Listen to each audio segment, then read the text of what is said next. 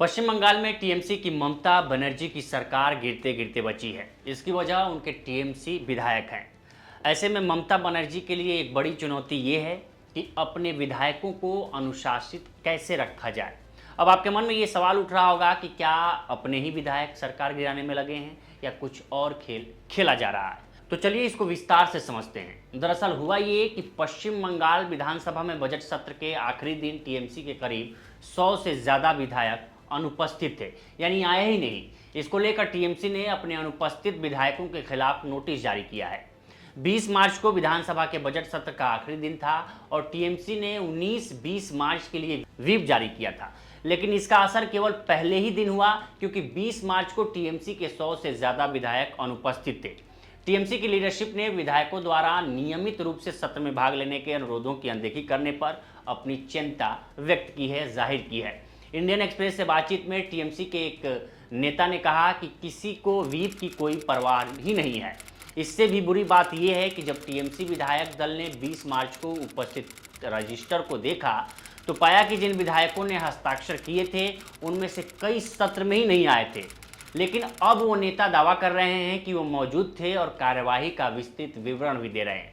TMC के एक अन्य वरिष्ठ विधायक ने कहा कि 20 मार्च को मुश्किल से 60 टीएमसी विधायक मौजूद थे।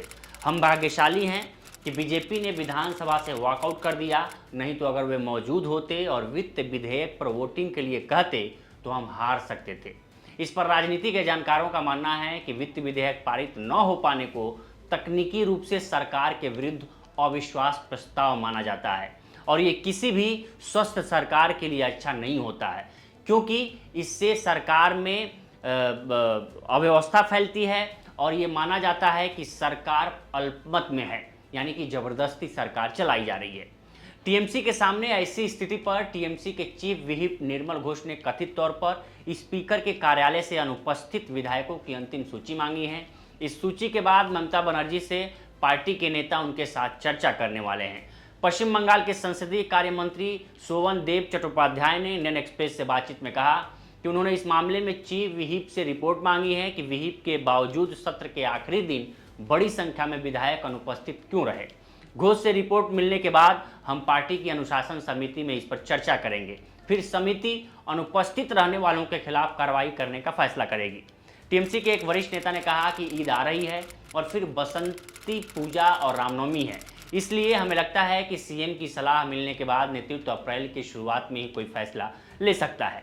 इंडियन एक्सप्रेस के सूत्रों ने बताया कि कुछ विधायकों ने उपस्थित न होने के बारे में स्पष्टीकरण भेजा है, जिसमें उन्होंने पारिवारिक समस्याओं से लेकर पार्टी की जिम्मेदारियों और बीमारी का हवाला दिया है। इस मामले में अनुपस्थित उत्तर बंगाल विकास मंत्री उदयन गुहा ने इंडियन एक्सप्रेस को बताया कि मैं कुछ पारिवारिक जिम्मेदारियों के कारण अनुपस्थित नहीं हो सका, यानी कि उपस्थित नहीं हो सका, और मैंने पार्टी को पहले ही इसकी सूचना दे दी थी। बेलेघाटा विधायक परेश पॉल ने कहा है कि मैं गंभीर रूप से बीमार हूं और बिस्तर पर पड़ा हूं। मेरी पार्टी में हर कोई यह जानता है, मैं पूरे बजट सत्र में भाग नहीं ले सका। सिताई की नवनिर्वाचित विधायक संगीता बसुनिया ने कहा कि मैं 16 मार्च को सत्र के लिए जा रही थी, लेकिन कूच बिहार मंच पर गिर गई और मुझे घर लौटना पड़ा।